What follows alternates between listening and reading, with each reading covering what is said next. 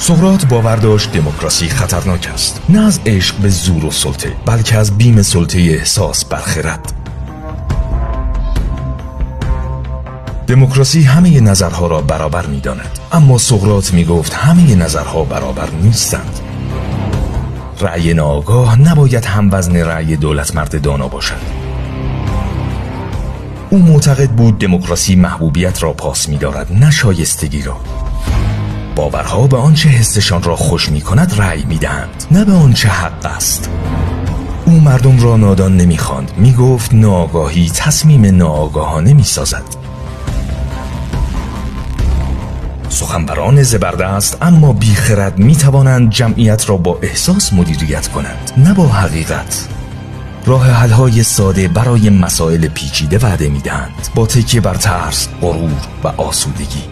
سقراط به تخصص ایمان داشت. میپرسید اگر بیمار شوی آیا درباره درمان رأی میگیری یا از پزشک میپرسی؟ و طعنه تاریخ این است: سقراط با رأی دموکراتیک به مرگ محکوم شد.